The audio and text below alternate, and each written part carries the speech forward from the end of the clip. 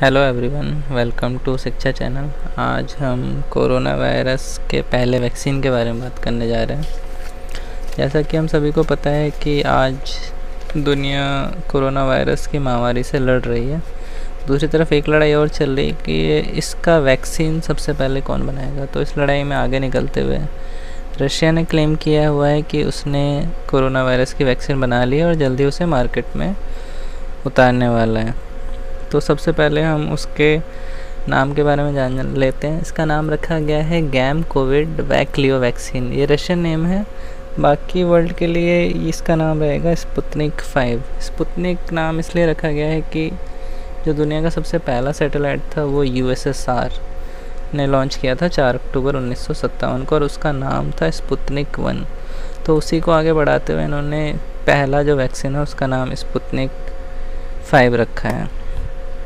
उसके अलावा ये जो सबसे पहले मैं बता देता हूँ, ये जो वैक्सीन है ये गामलिया रिसर्च इंस्टीट्यूट और रशियन डिफेंस मिनिस्ट्री ने साथ में कोलैबोरेशन से बनाया हुआ है। साथ ही रशियन अथॉरिटीज़ ने ये भी बोला है कि इसका जो डोज होगा सबसे पहले मेडिकल वर्कर्स और टीचर को दिया जाने वाला है।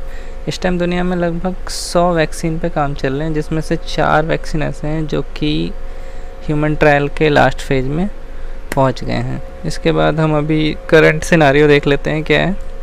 इस टाइम लगभग 7,45,687 डेथ हो चुके हैं कोरोना वायरस से ऑलरेडी, और लगभग 63 लाख केसेस अभी भी एक्टिव हैं।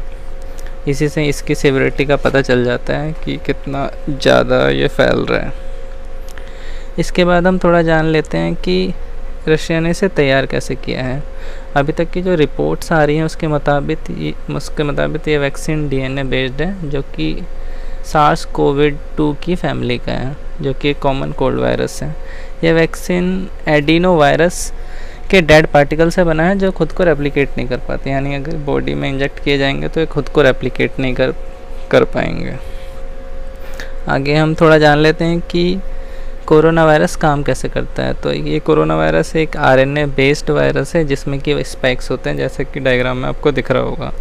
इसी स्पाइक्स के सहारे ये होस्ट की बॉडी में जाते हैं। उसके एंटर करने के बाद ये खुद को रेप्लिकेट करते हैं और फिर दैट्स गोज़ ऑन। इसके आगे हम स्लाइड में जैसा आपको दिख रहा होगा कि वैक्सीन कैसे काम करता है। तो वैक्सीन जो होता है वो कोरोना वायरस के जो स्पाइक्स हैं जो लास्ट में बताया मैंने, उसको कवर कर लेता है और इसे फिर इनएक्टिव कर लेता है। यहाँ मैं ये भी बता देता हूँ कि दुनिया का जो सबसे पहला सबसे पहला जो टीका था यानी कि वैक्सीन, वो सबसे पहले जॉन साल्क ने बनाया था।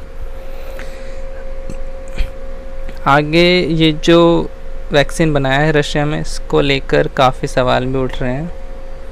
इसका कारण ये है कि इसका 3rd फेज़ का क्लिनिकल ट्रायल नहीं हुआ है। इसको बिना किए हुए ही रशियन अथॉरिटीज़ ने इसको अप्रूवल दे दी है। ऐसी रिपोर्ट्स भी आ रही हैं कि ह्यूमन ट्रायल 17 जून को शुरू हुई थी और सडनली 3 अगस्त को ऐसी रिपोर्ट्स आई कि वैक्सीन तैयार हो गई, जो कि काफ़ी जल्दबाजी में लिया गया डिसीजन लगता है।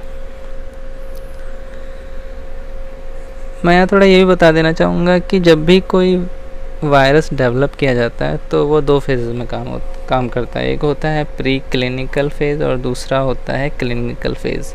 प्री क्लिनिकल फेज़ में वैक्सीन सबसे पहले जानवरों को टेस्ट किया जाता है। मेनली ये चूहों और खरगोश पे टेस्ट किया जाता है क्योंकि इनके गुण ह्यूमन से काफ़ी ज़्यादा मिलते जुलते हैं।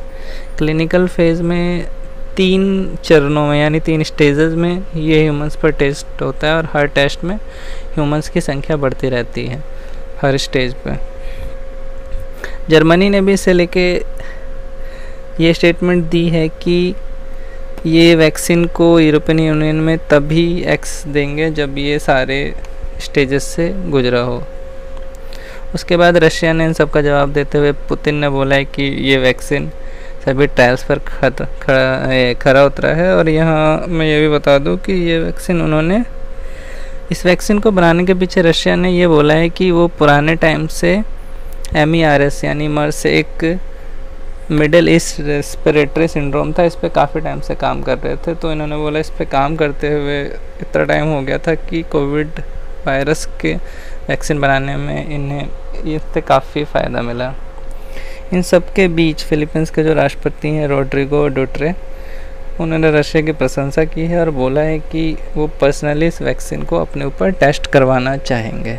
तो ये एक अच्छी खबर है रशिया के लिए इन सब के बीच। अब आखिरी में सवाल ये उठता है कि क्या ये वैक्सीन भारत में आएगा। तो इसका जवाब देते हुए एम्स के डायरेक्टर जो हैं रणदीप गुलेरिया ने ये बोला है कि सबसे पहले हमें ये क्लियर करना होगा कि ये वैक्सीन सेफ़ है या नहीं,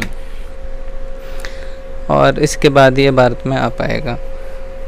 वीडियो देखने के लिए धन्यवाद। अगर आपने यहाँ तक ये वीडियो देख लिया है तो लाइक और सब्सक्राइब करना ना भूलें। Thank you very much.